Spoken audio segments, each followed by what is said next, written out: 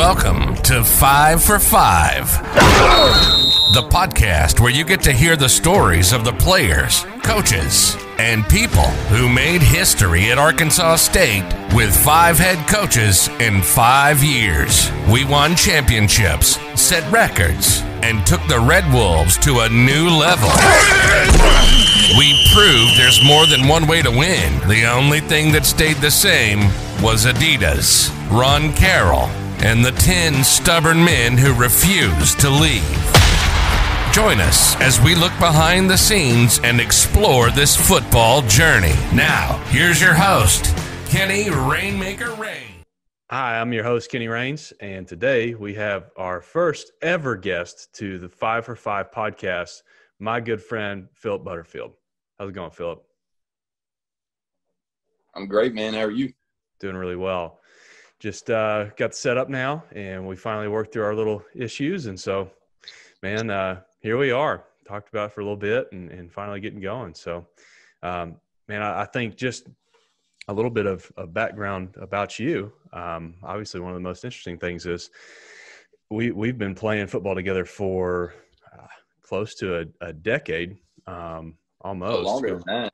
Longer than that. If you go back to 2006, 2005.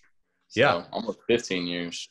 Yeah, crazy. So, so, if you just want to kind of start out on, going back to Lake Hamilton and where did your journey start at, man?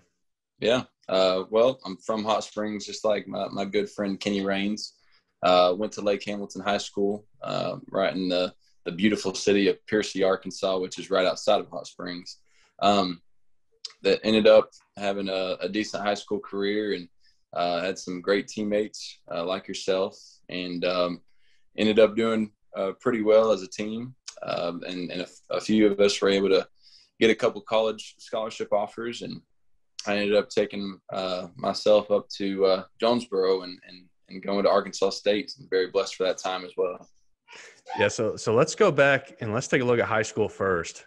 So I can definitely say, out of all the friends that ever came over my house, and I love how humble you are about high school, but you were definitely a lot more than just an average athlete.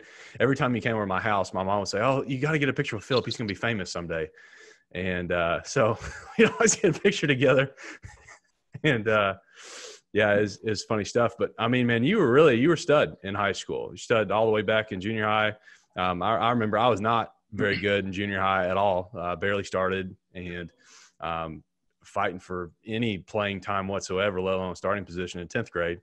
But you were always kind of like the dude, going back and, even going over your house. I mean, like, you had these boxes of letters from colleges all over the place. You're All-American. So let's go back a little bit into that and just let's go back to like 10th grade, dude, when you were first starting in high school. You're making the jump. I remember even being in the stands as a junior high kid watching some of those games. So what was that like, your first step up in high school and all that?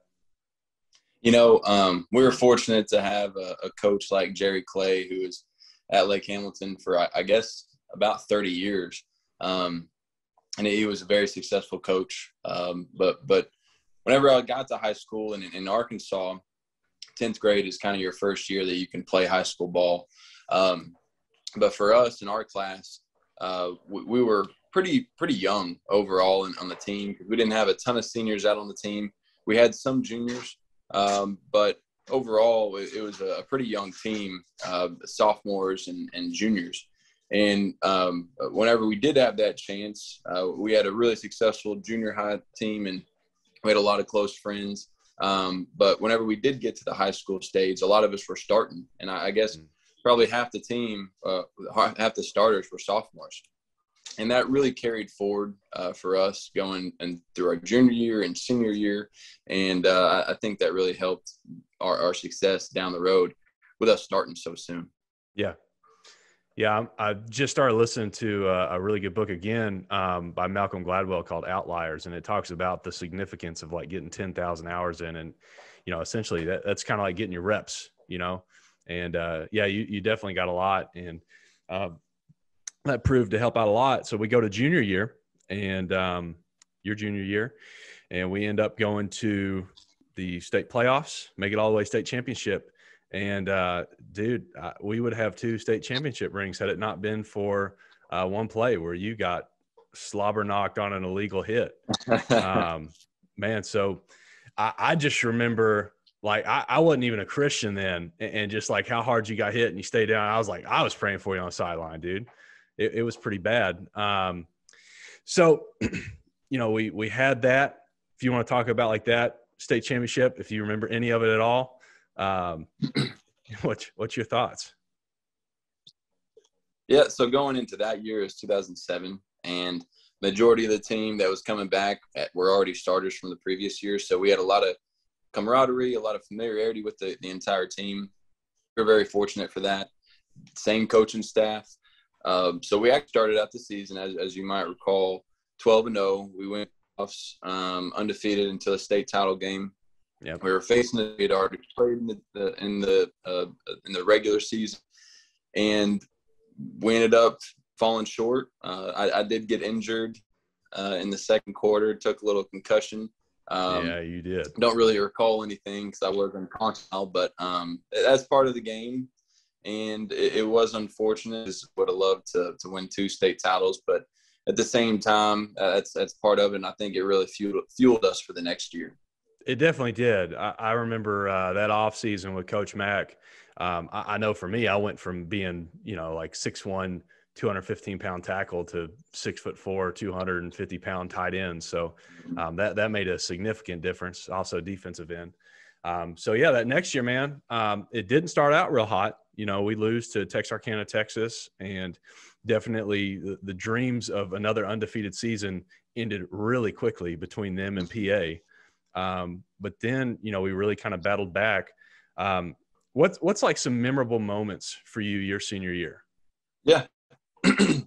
Well, you're spot on. The first few games, we came out and faced a ton of great talent. My senior year, your junior year, Texarkana, Texas, which had Kobe Hamilton and a few other D1 prospects. Yeah, they had that running back that got drafted in MLB, didn't he? Somebody said the Yankees. I can't remember the guy's name, but yeah, I think they just had talent across the board. Yeah. And then we also faced Pulaski Academy, who ended up winning the state title in the classification below us. Yeah. They obviously have become nationally for Kevin Kelly and what he's done with the program. They had a ton of talent back then. Mm-hmm. So starting off the year 1-2, obviously that's not the way you want to start. But we ended up battling through some injuries, ended up facing a Pine Bluff team later in the year. And that was obviously a shootout. I think it was 70-something to 60-something. Yeah. At the end of the game. It was just an offensive showdown, and they ended up coming out on top. So ultimately we didn't have the regular season that we wanted, but I think the perspective that a lot of us gained from the previous season and fighting through the adversity really helped us in the playoffs. And we pretty much just dominated the playoffs. Facing an El Dorado team that was talented, that ended up winning a couple state titles after that against the same pretty much talent. And so we were very fortunate to finish off the year, and for me, finish off my high school career with a win. Not many people can say that. So it was a fortunate time, and I'm blessed to be able to call Lake Hamilton my hometown, and for all the coaches, teammates like yourself, and that was a good time. It's definitely, if I had to like sum up that season in a sentence, it would be, it's not how you start, it's how you finish. That's right. So we finished really strong that season. And yeah, definitely missed you guys my senior year. We did okay, but much better with your crew. So then, originally in high school, you're committed. You were looking at, if I can recall, and fill in other colleges, you're looking at like Tulsa and Southern Miss, you got Arkansas State. So when you're going through that, you're being recruited in high school. What was your thought process? Because you also were getting recruited pretty early, like as soon as your sophomore year, right? Yeah, I started getting letters, but then it started getting serious after my junior season. Right. Tulsa was my first offer at the time. Yep. And then, like most people, once you get that first offer, you start getting other offers, and because your name gets out there. Yeah. So for me, Tulsa was my first offer. Arkansas State offered after that. Southern Miss offered. New Mexico and Louisiana Tech, they also came to the table and said, "Hey, we just need you to come down here, and you've got an offer." So, but the other three were my serious offers. So obviously at the time, Gus Malzahn was the offensive coordinator, and he was obviously well known in Arkansas. And so being at Tulsa, which wasn't too far from Hot Springs, knowing that they had the number one ranked offense in the country, I thought, well, this is an automatic yes for me. And so I ended up committing there. And over the next, I guess that was March or April of my junior year, ended up just staying in contact with Arkansas State through that whole process, David Gunn and Steve Roberts, and obviously really connected with them from a relationship standpoint and loved them to death, and so thankful for staying on me through that time. Ended up decommitting from Tulsa. Gus ended up leaving this pretty much the same day, and went to Auburn to be the offensive coordinator. So it really worked out going to Arkansas State, and obviously the people there were amazing throughout the visit process, and really enjoyed the coaches, and so it all worked out. Obviously, very blessed. Yeah. So after high school, you're an All-American. You get to go play in the All-American game. Man, I never actually have asked you about that. How was that experience? That was a really cool experience. So we played. I played for Team USA. That's one thing I'm super proud of. Not many people get a chance to do that. Yep. We played against, a global competition, because we played Canada in the championship game. We also played Mexico and France, and there were also other teams such as New Zealand, Sweden, Germany, and there were so many. I don't know, it was such a cool experience meeting guys from across the globe. Yeah. We got to play in the Hall of Fame Stadium up in Canton, Ohio. Yeah. Got to play with a ton of incredible guys that are actually still, a few of them are still playing in NFL right now. A couple of them that I roomed with were Heisman Trophy candidates that they went to the Heisman Trophy presentation. Oh, wow. So there's not a lot of things that can replace that. And that was a really cool month and a half that I had a chance to do. Who were some of those guys? So Bryce Petty, who ended up being a really good quarterback at Baylor, did really well for himself. David Wilson was the running back, and he was one of the most talented guys I've ever played with. Just super athletic, super smooth. Yep. Jordan Poyer, he's a DB in the NFL still. I think he's with the Bills right now. Yeah. Jordan Lynch was the quarterback for Northern Illinois. Whenever we played him. College, exactly. They went on a huge run, and obviously did extremely well, and he did really well for himself. And he had an insane college winning record. Probably has all the records at Northern Illinois still. Yeah. So. He's a stud. Yep. They were really good. It was a really cool experience for sure. So playing for Team USA, there's not many things that can compare with that. Yeah, that's awesome, man. So we get to ASU, and I guess what was your waking up to college football moment? When did that happen? Like when did you realize you're at because that people don't understand, there's lots of people who have played junior high football, who played high school football. And man, that jump from high school to college, that's a jump. It is. So did you have that moment? What was that like? It was my true freshman year. And we'll get to this point for the really short period that I played during my true freshman year. It was my first scrimmage. And whenever you were playing against guys like a Demario Davis, who's still playing in the NFL, like Alex Carrington, who had a really long NFL career and super, stud guys too. But on the field, they're just animals. And seeing that across the line of scrimmage to me, knowing that they're planning on either sacking me, hurting me, trying to pick me off. Yeah. It was just a surreal feeling. Because, you go through summer workouts and guys are going full speed to an extent, But whenever you put those pads on and go to a scrimmage and you're live, there's that really sets it up for you. So I think my true freshman year and that first scrimmage, our only scrimmage, was kind of that kind of hit you moment that this is college football and it's the real deal. Yeah. So on that team, just to think about the NFL talent, you had Alex Carrington, you had Brian Hall, you had Demario Davis, you had MD Jennings. MD Jennings. Was Don Jones there yet?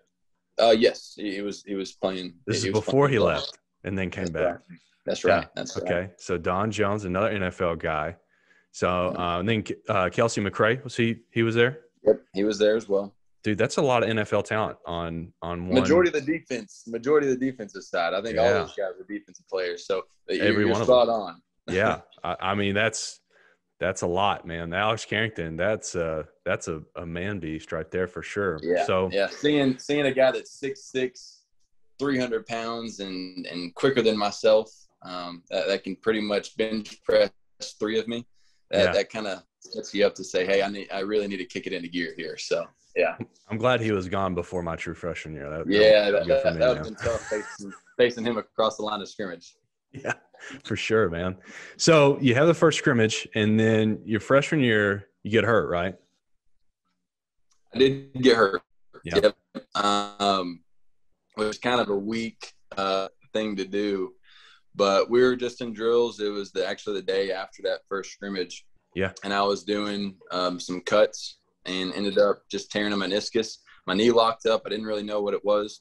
It was a non-contact drill, and ultimately had to get a season-ending knee surgery, and I was out for the rest of the year. And that was really tough because school hadn't even started. We were still in fall camp, and the majority I knew were on the football team, and I couldn't be out there playing with them, and I had to go to rehab.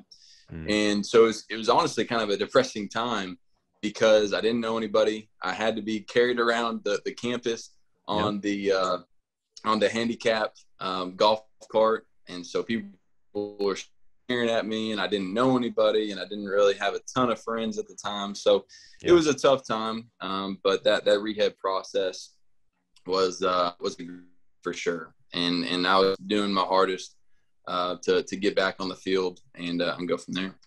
Man. So that's the first major injury you ever have in football, isn't it? Yeah. And I mean, you get little dings along the way, kind of like that concussion. And I sprained my right throwing thumb and in my senior year. And I mean, you get little dings like that, but this was the first season-ending injury where I couldn't play. Yeah. You'd never really missed a practice before that, had you? Yeah. No. I prided myself on that. So that was really tough. Yeah, man. So how did you deal with it?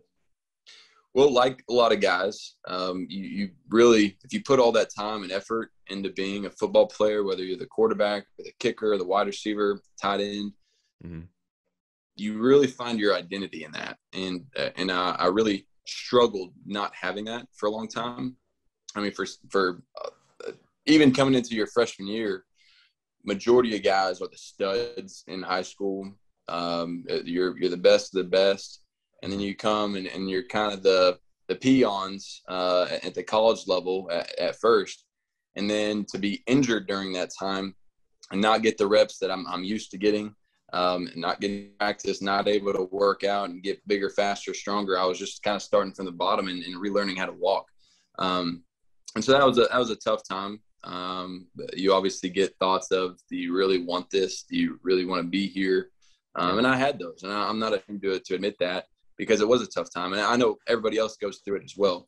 So you fight through it.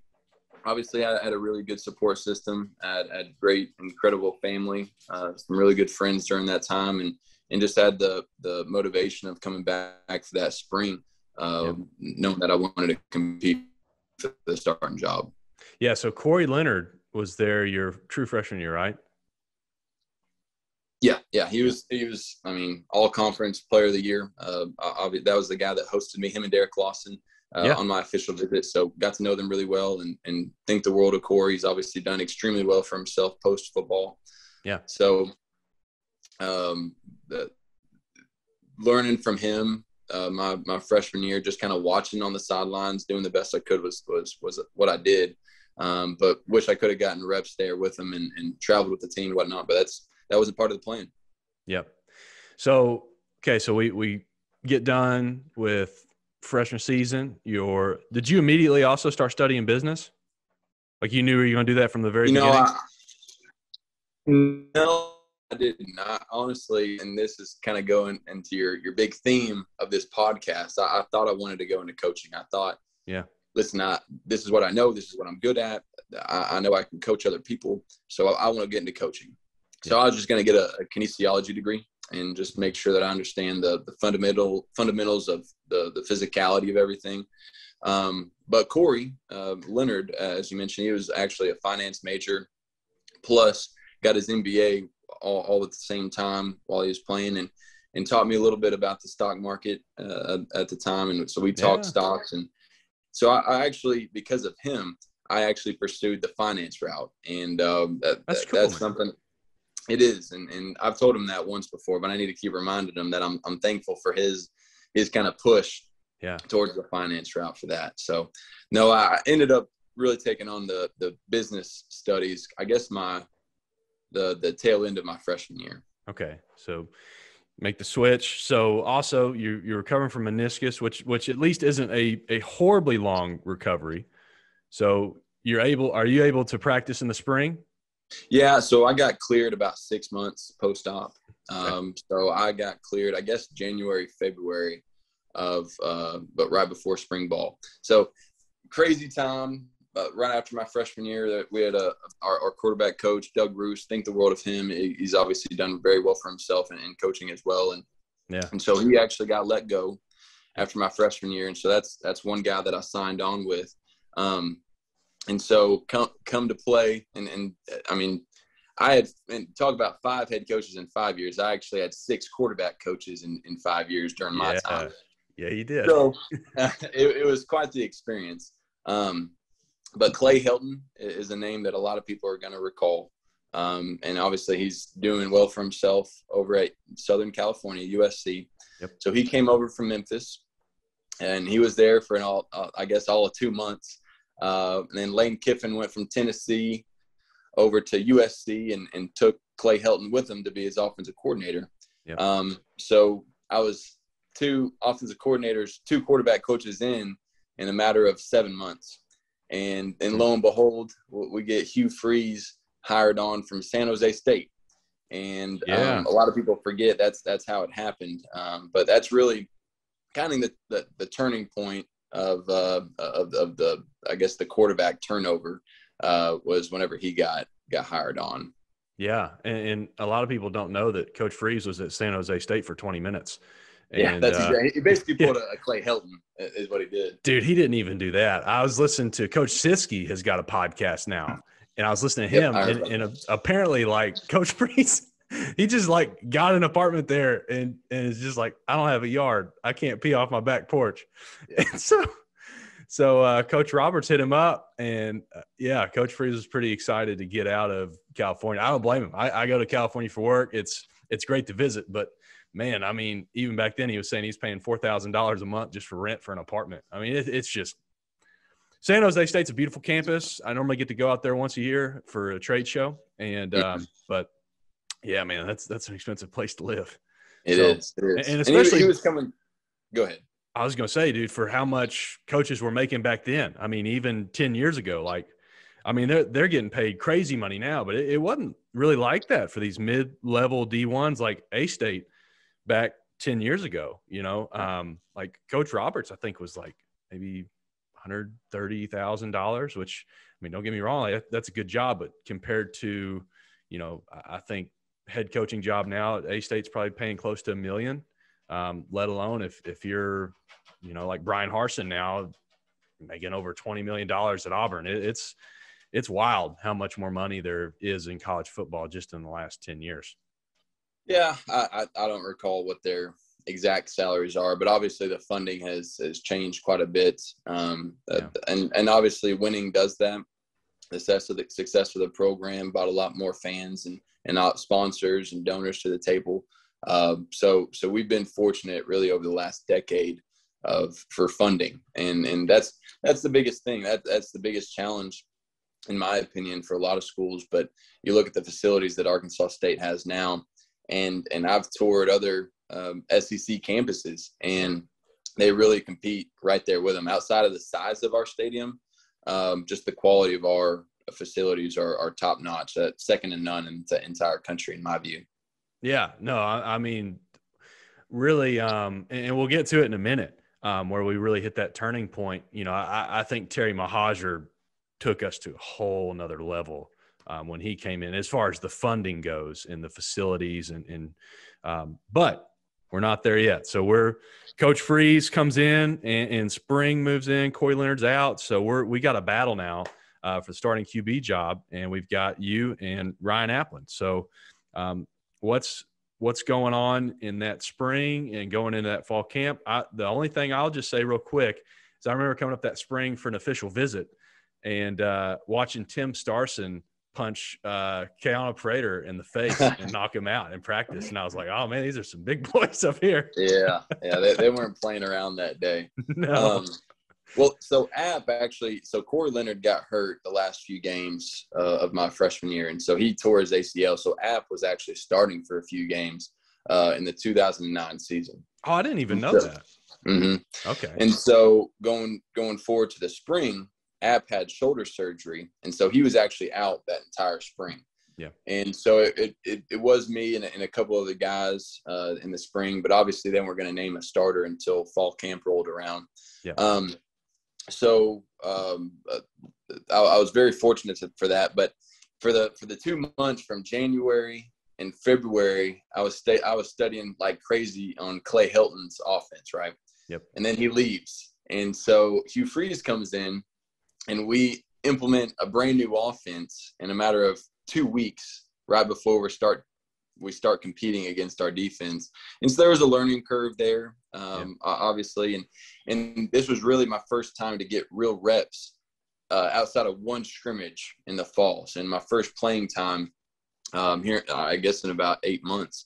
And so for me to do that, it was also, I guess, me learning the speed of the game again. And so I got a lot of good reps that year. And obviously App made a great comeback physically, and we ended up staying for summer and got a lot of good reps there. Mm-hmm. And then going into fall camp, we started the competition from there. So that was my redshirt freshman year, and the first game was against Auburn, and then the upcoming national title winners. And so that was my first real college game, and that was a cool experience for sure. Yeah, man. You got Cam Newton. You know, I mean, if Coach Harson's smart right now, he's trying to figure out a way to get A-State on the schedule. Because, I mean, every time that Arkansas State plays them, they at least go to the national championship. So he needs to figure that one out. So you're getting to see Cam Newton, which obviously nobody knows he's a thing yet. I mean, he's coming from JUCO.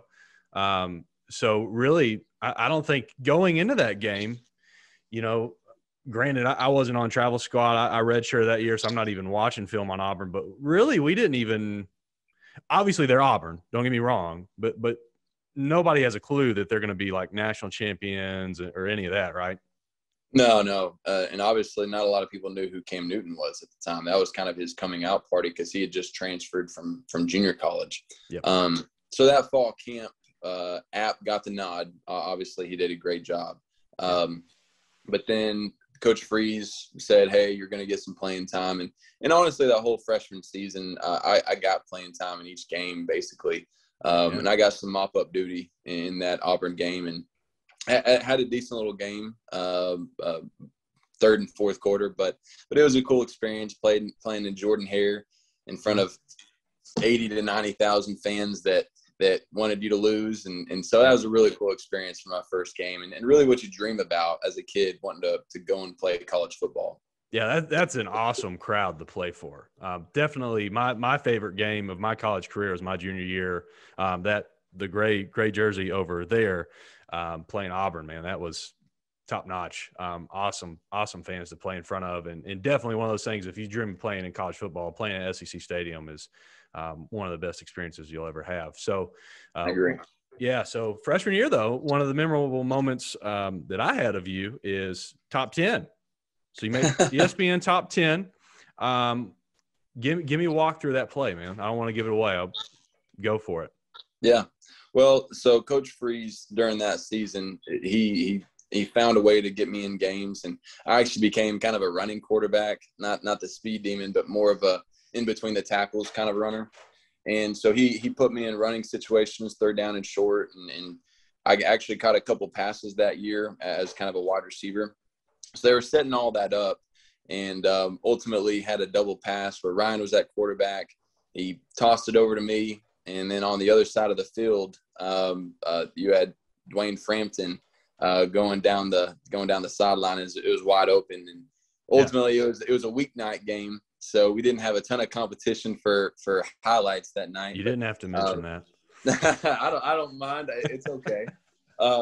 But anyway, but we did have to compete against some things. But anyway, it was a really cool experience. I think we're actually number 1 on SportsCenter top 10, and not many people can say that either. And so I'm really proud of that moment. But obviously, we had a ton of guys. And I had 11 guys doing all their jobs on the same play, and that's what makes things like that happen. And so we actually saw some success on the offensive side that year, and we just had a great team. And obviously, we didn't see the success from the win-loss column, but it was a really good year offensively. Yeah. So that year definitely every game was very close though. And we had a very talented team that year, but we go 4-8 and kind of capped off by losing to an all defeated Western Kentucky, back before they were any good at all. Yep. I still remember that play and the ball going off. I think the deep snap hit Amos Draper's helmet, gets like 30 feet over Neely's head. They get the ball, score, go for 2 instead of 1 to win the game right at the end. And that was kind of the dagger in that season. And sadly, Coach Roberts tenured at ASU. So shortly after that, he's fired. And then we've got Coach Freeze moves up into the head coaching spot. So, at least that first transition is not that difficult. Coaching staff really doesn't change that much. I'm trying to think, did they bring in a different QB coach, or did Coach Freeze just kind of hang out and be the QB coach and the head coach? No, we brought in a different one. So, going bagoing back to Coach Roberts, obviously think the world of him. Yeah, totally. Coach Roberts owe a ton to him. Yeah. And he's an Arkansas guy, and he knows the value of family. He knows the value of teaching and mentoring young men. And I think all of us that played for him were better because of the time that we had with him.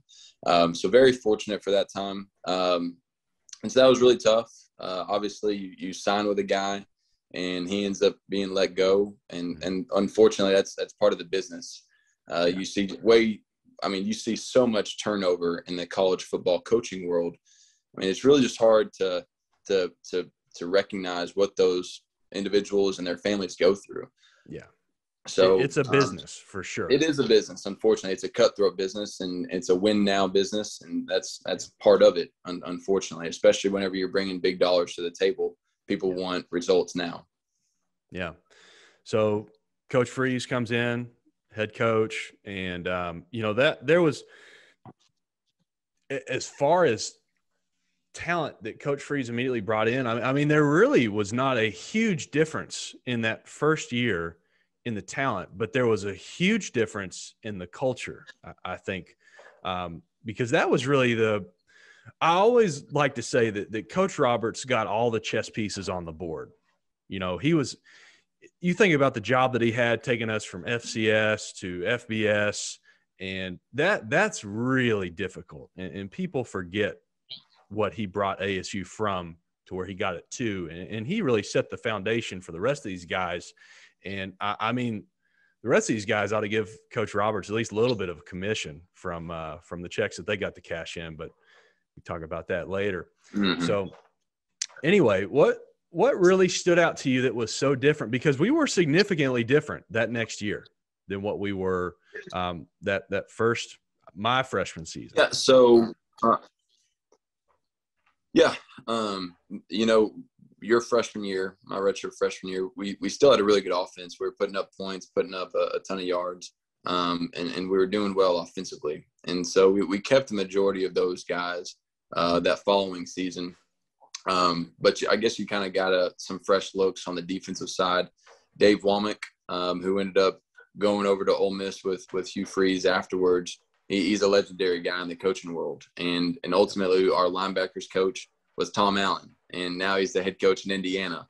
And so during that year, I guess the defensive side, yeah. And so the defensive side really saw some turnovers there as well.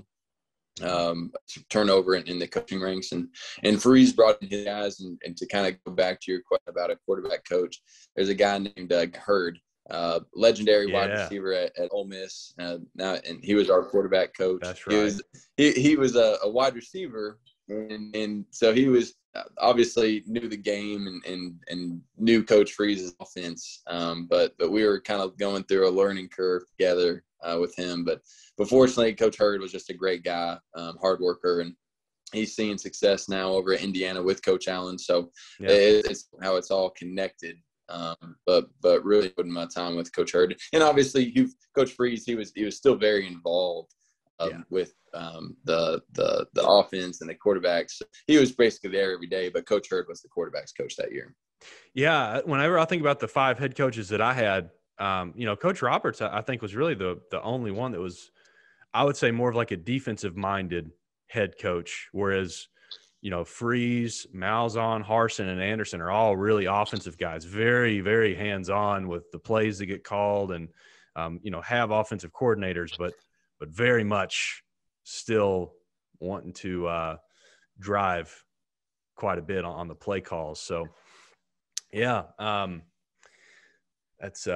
that's pretty interesting, man. So we go through that first year, and I don't know, man, does anything really stick out to you about that year? And I mean, I've got a couple things I can think of, like when Coach Freeze jumped headfirst into ice tub.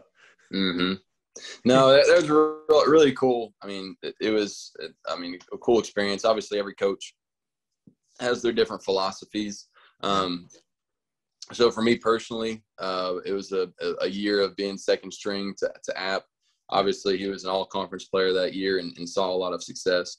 So with my head coach, Coach Roberts, being let go, obviously had thoughts at that time to leave as well.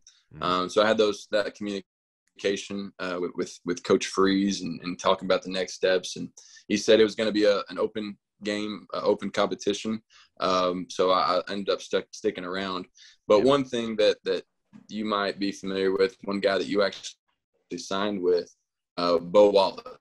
Yeah. And so he was the string quarterback that year and did his red shirt. And Bo, he's obviously super talented guy, has a ton of talent arm-wise.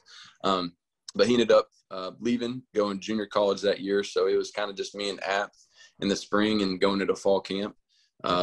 So at that time, pretty much 2 years to the day from my first knee injury on my right knee, ended up going to a scrimmage in fall camp and ended up having a couple guys fall down on my knee and ended up tearing ACL, MCL.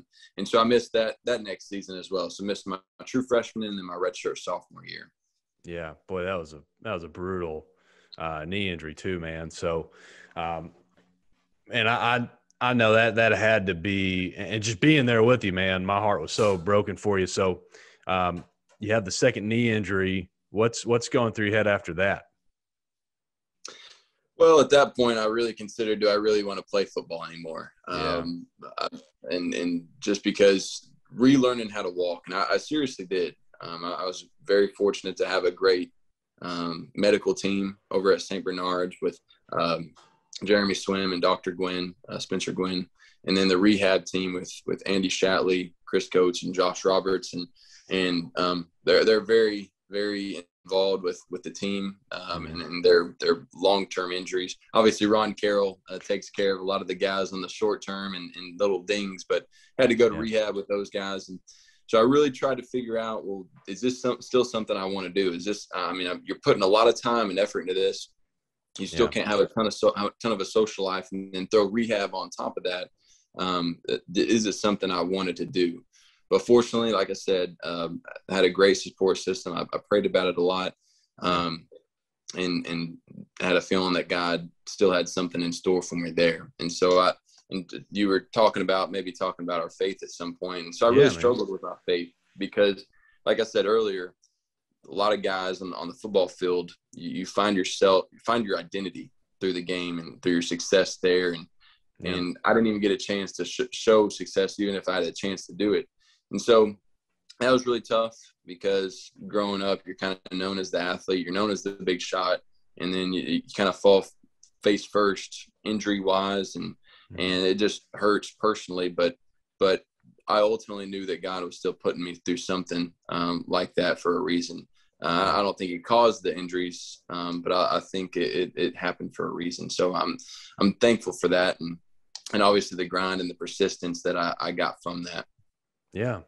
So let's go down that road a little bit, man. So I guess I definitely think in life that it's many times that we meet God at the bottom versus meet him at the top. And you definitely had some bottom moments in college. So, at what point did you really start growing in your relationship with God, and what did that story look like? Yeah. So I think honestly, it's a lot like people, whenever they find their best friend, it's not just a 1 second deal. Like it just hit me. It was a process. I was fortunate to grow up in an incredible home with 2 great parents, a sister that was just probably the kindest person I've ever met. And we all went to church. I knew God at the time, but it was also one of those things where I was on a high. And so it was easy to love God and give him praise because everything was going so well.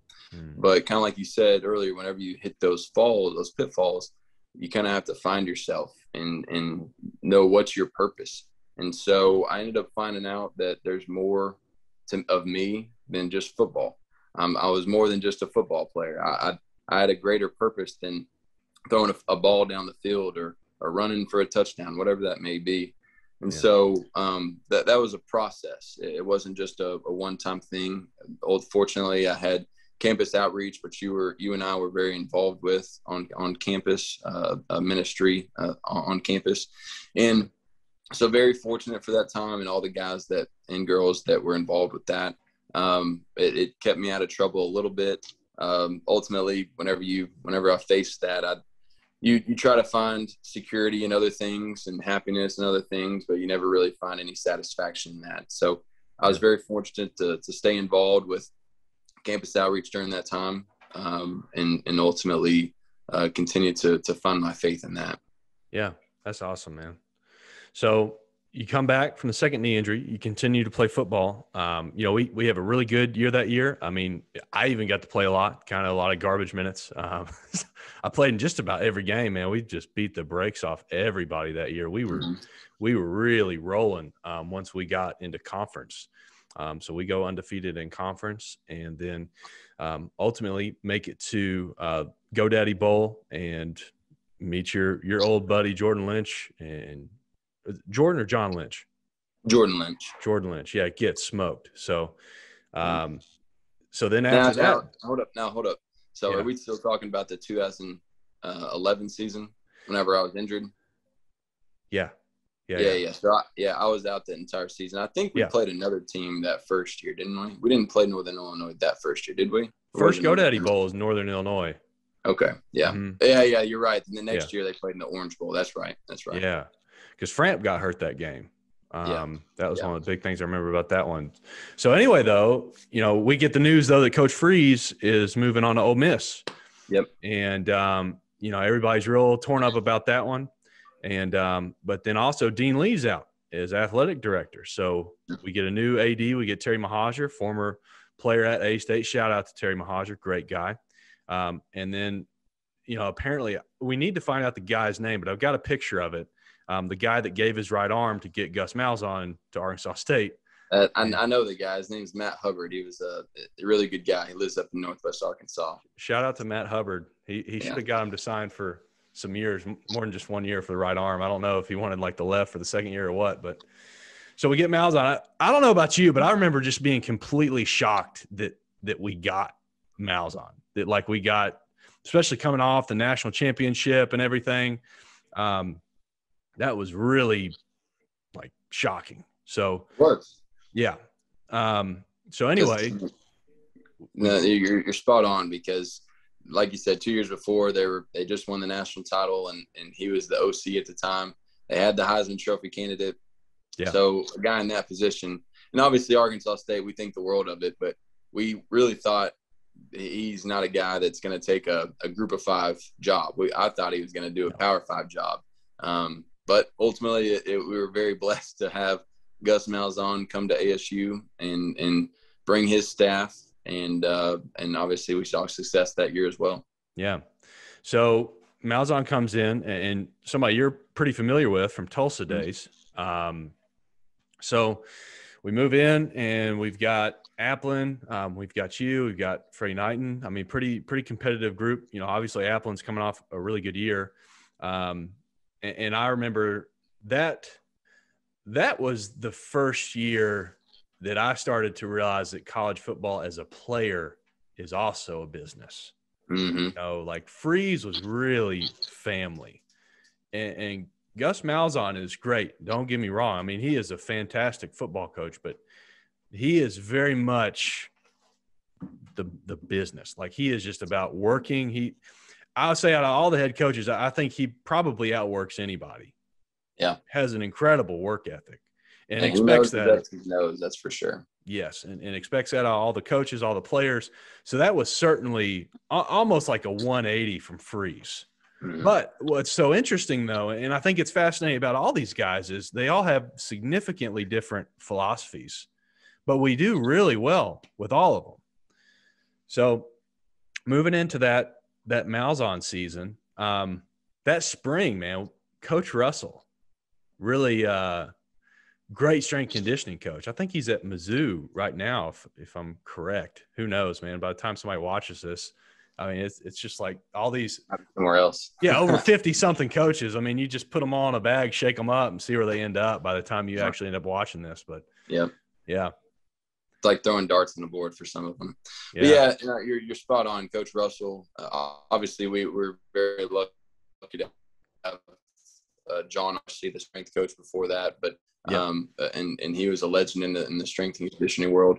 But whenever Malzahn came over, he brought Coach Russell with him, and obviously Coach Russell, everybody really just was drawn to what he did and lost. But I think his strength and conditioning strategies really just changed the game for our program as well. And I think guys and their bodies over a 6 months period, that off season, just flipped. But he did a great job. And then going back to the next quarterback coach for me, we had Coach Rhett Lashley, who's obviously seen a ton of really good success as a coordinator, and he'll be a head coach before too long. Yeah, but man. He's the OC offensive coordinator at Miami right now. So, dude, he'll be a great head coach too. He's a great guy, great coach. Really think a lot of great human being, Coach Lashley. Yep, he's a good guy.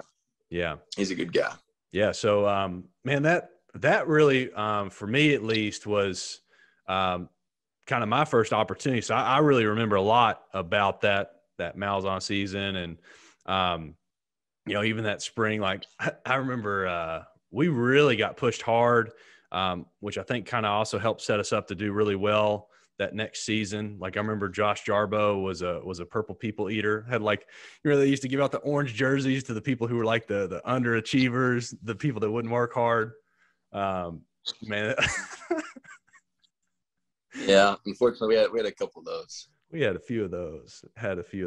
But I really think that year too, that the coaches did a really good job of getting pretty much everybody on the same page and getting everybody moving in the same direction, which is something if I think is one of the most important things that happens to all these teams as to why we were successful. I think each one of these coaches figured out how to get us all working together and moving in the same direction, versus when I think back to like that Coach Roberts year, like in a tight game, players would start kind of turning on each other and you start blaming each other. And that really, Freeze kind of did away with that, and that kind of stuck around even up to my senior year. So anyway, I remember so that season I somehow end up starting going into the Oregon game. And that was nuts, dude. So that was an extremely talented team. I stand by this. I think they were more talented than the Auburn team that won the national title. They just had speed across the board. And if they hadn't fallen to Stanford that year, I think they would have won the national title. They were that good. Yeah, they were. And I remember I genuinely thought we were going to beat them, like going into the game. Malzahn had talked up this great strategy. I don't know if they said the same thing to us in the quarterback room. We knew how good they were, and it was going to be a tough bet. But obviously, don't go into a game thinking you're going to lose, or expecting that. But we kind of knew that they had some NFL level talent across the board. That's for sure. Oh, dude, I drank the Kool-Aid, man. But by I didn't get that back. By halftime, though, I think it's either 42-7, 49-7, and genuinely, like, if they could have said I could have gone home at halftime, I'd have went for sure. Yeah. That'd have been the only game, high school, college, whatever, that I would have just like been happy not to go back out there. Remember that game? Markel Owens starts literally taking off his pads at halftime, thinking that the game was over. But thought there was a mercy rule, probably. So, yeah, that was brutal. Long flight home. So really kind of a bumpy start that year, and then we end up really bouncing back. And man, by the end of that season, especially by that last bowl game, that's probably one of the best teams that we had while we were there. The end of that Malzahn season, really, really good. How that one ended. Yeah, the 2011 and 2012 teams were. I mean, obviously we've seen success under Coach Anderson, but I think those 2011 and 2012 teams, just across the board, were really talented teams. So yeah, for sure, man. So then now we get to your senior year. We've got Harsin comes in, which definitely at the time Harsin is not nearly as big of a name as what Malzahn was when he came. Mm-hmm. Obviously big name now. And so I mean he was the offensive coordinator at Boise whenever they ran all those trick plays and won the Orange Bowl, and then he went to Texas to be the OC there, and then came from Texas. So I'd agree. I think from an Arkansas State standpoint of who we know from the state of Arkansas, but from a national level, I think that he was still a pretty recognized name, and obviously we're very fortunate for him coming over and coming from Texas. I think he saw that. You see Hugh Freeze 2 years before, wins 10 games, goes to an SEC school. You see Malzahn come in, win 10 games, go to an SEC school, and I think he saw that like any smart coach would, and saw that ASU is a stepping stone, and that's completely okay in my eyes. If we win 10 games every year and we keep having turnover, what's the problem with that? I think it's okay. Obviously, we like stability, but winning talks more than that. So I think that's the biggest thing. And you bring up a great word there, stepping stone, because that's definitely after Malzahn. That's when we realize what we are and what we've become. We are a place where a coach goes to get a stamp on the resume and move on to a bigger place at that time. I think that ASU's evolved now. I think that ASU is becoming, and hopefully will be, a place to where a coach comes there as more of a destination versus a pit stop. So, but at that point, we're definitely a pit stop. I think in the eyes of it, at least if you just look historically, what happened. That's what we were. Sure. Yeah, for sure. So, and that's tough as a player because I mean, you get used to one guy, you get used to their system. Obviously, when a new guy comes in, he wants his players. And for an offensive-minded coach, they want their quarterback. And obviously, with App, you have a 2-time conference year. Like any coach can work with that. And so whenever Harsin came in, I honestly hadn't seen a ton of reps since my freshman year. Yeah. And me and Freddie were fighting for the number 2 spot. And obviously he saw a ton of success after I had left as well. But then Harsin brings in Adam Kennedy. I think he came from Utah State. And obviously that's part of the game. That's part of life. And I think a lot of what you and I went through on the football field really translates to the business world and your social life. And you have to fight through those things. This culture that we live in now, and ultimately in college football, it's so easy to give up and say, hey, this isn't my coach. This isn't what I signed up for. I'm out. Yeah. And that's easy to do, especially with this transfer portal now. It's so different. Yeah. But I really prided myself on being loyal to Arkansas State. And I really think that's translated to my business career. I've been with the same company now for over 7 years, and that doesn't happen for a lot of young people in their careers. So loyalty, I guess, is something that really stuck with me, and I learned from my time at ASU. But then, so go back to the quarterback coaches. You go from Brett Lashley on my junior season as the QB coach to now you have Brian Harsin as the head coach. And then you have Bush Hamden as the quarterback coach. And so 6 QB coaches in 5 years. And that was just, a lot of turnover, a lot of guys to meet, but obviously a lot of guys that have seen a lot of success in their respective careers. Yeah. Well, dude, I do want to tell you this because obviously, your senior year didn't go the way you ideally would have wanted it. But I don't even know if I've ever told you this before, but I gained more respect for you that year than any other year that I played with you. And it's because crap did not go your way, but at the same time, you were team captain that year. You think about that. The guy who is not the starting quarterback is the team captain. And you think about what that means as far as what we thought about you as players. And, man, I still, and I've got a huge picture of it, of me and you running out that first game. And, you think about 2 guys from Lake Hamilton that definitely at that point, injury-wise and me with my liver disease, that I wasn't supposed to play college football again at all. That season, come back, and we're 2 of the guys leading the team out of the tunnel that first game. So, no, man, I gained a lot of respect for you your senior year, just watching you and how you dealt with adversity. And like you said, man, you're a much better man now because of, I think at least, of how you dealt with the bad times and how you dealt with things when it didn't go your way versus had everything gone your way. What would have happened to you? Because I think in life, it's adversity. It's those times that God really uses. He uses that to really kind of melt us down and build us back up into the men and women and people that he wants us to be. So I think a lot of that happened your senior year, and you certainly grew in your leadership that senior year. Yeah, I appreciate that. And that, honestly, through my 5 years, that was my biggest accomplishment. Was I hadn't started one game, and I hadn't had meaningful playing time in about 3 years.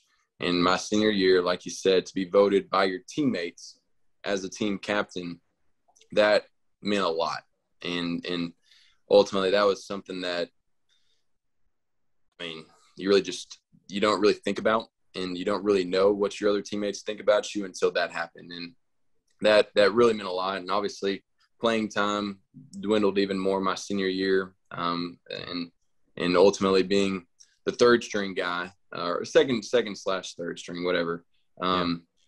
It wasn't easy. And ultimately with the knee injuries, I had a chance to come back for a 6th year, but I just decided to call it a wrap and ultimately decided to go over to Stevens and start my career. So very fortunate that all that time at ASU and wouldn't take anything, wouldn't change anything, just because the people that were there. Obviously the relationships that you and I built, that's been since junior high. But obviously Jonesboro isn't the destination place. It isn't the beach. It isn't just a huge mecca for a college town. But the greatest thing about Jonesboro and our Arkansas State is the people. And for sure, I can't say enough about how genuine the people are there in the community. the players that you played with, the students across campus. That's one thing that I'll never forget. And I'm very, very blessed for my time in Jonesboro. Yeah, absolutely, dude. Well, I want to ask you this, kind of starting to wrap up here. If you had to, I know you don't have kids now, but hopefully in the future you do. So that way we can try to reunite. Hopefully you have a son and he can play with Zane, because Zane's going to be a stud dog. Yeah, he might be a couple years behind Zane. We're probably still a couple years away, unfortunately.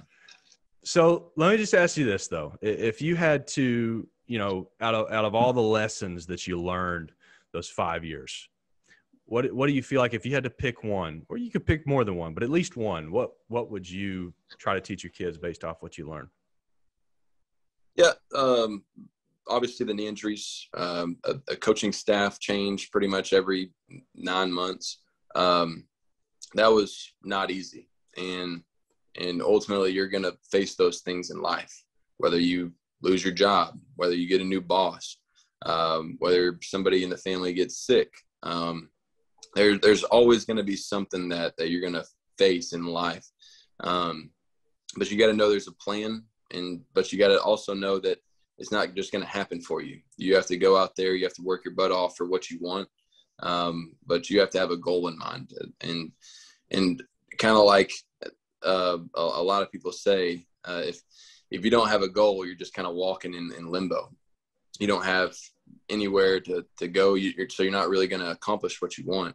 Another thing that I'm always very, very proud of is that it's always about the people that you're surrounding yourself with. It may have been Coach Hamden that said this, but people are like an elevator. They're either going to bring you up or take you down. And so make sure you hop on the right elevator.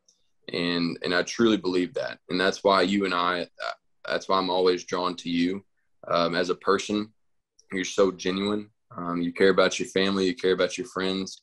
And I don't think you've ever wronged anybody in your life. And so that's something that's always drawn me to you. And I always want to make sure that I'm putting good people in my circle, just because I want to be more like that. And that's obviously something that I super, super love about you and respect about you, because that's something that you stand for day in and day out.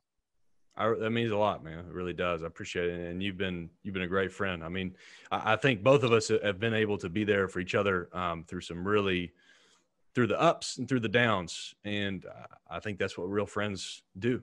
And definitely have met lifelong friends during this journey. And definitely one of the best things I took out of ASU was just the people. Couldn't agree more with you with what you said, man. So yeah. I guess now just a quick – That's obviously carried on to our personal lives. Yeah, definitely. That's all because you were in my wedding and I was in your wedding. And yeah. And one thing that I'm definitely going to mention about my personal life that I haven't talked about just yet is obviously I wouldn't have met my wife if it wasn't for ASU. She was 5 years younger than me, but she's actually the athlete in our marriage. Just an outstanding basketball player, but outstanding person, so intelligent, so sweet. And so that's another thing that I'm very, very thankful for my time at ASU, is just being able to meet her and being able to create a life with her. So that's another thing that I'm thankful for ASU for. Hey, dude, you got a great one, man. Proud of you for that. Same too. To you. Same to you. I don't know if you've said it yet on the podcast yet, probably not, but I am going to take credit for you and your wife. You did. That's something that we should definitely mention, is you hooked me and my wife, Suzanne Fincham at the time, up. Suzanne Rains now. And man, had it not been for you, and because I was horrible with women, absolutely awful, couldn't read women at all. And you just literally, like, in your mind, hooked us up for breeding purposes for future That's children. exactly why I was going to get to that. And now we have Zane. Is going to be a monster, and obviously you're seeing it with Zane. Zane's going to be 6'8", and he's going to be the next either Travis Kelce. He's going to be something. So I'm excited for you guys. Obviously, not just the breeding purposes, but just the marriage and relationship that you stand for as well. And thankful for y'all. Yeah, dude, it's I appreciate you hooking us up. He's so awesome, man. don't get me wrong. He'll probably keep me up again tonight. He's kept me up like the last 2 nights straight, but it's just awesome to have a son, awesome to have a baby period. And I've really enjoyed this. And hopefully that's definitely a big motivation for me to do this period, is to kind of have these stories. And especially at this age, man, I would love, don't have my dad anymore, would love to have his stories, especially back from when he was younger. So that to me was definitely a big motivation to do this period. So yeah, dude, absolutely. We'll carry on the Reigns legacy. Absolutely. Well, I think that's a good place to wrap this up on, man. And appreciate your time and your friendship. And dude, love you, man. Love you too, Kenny, man. Proud of you, and looking forward to seeing this podcast and series take off. All right. Appreciate it, brother. All right, man. See ya.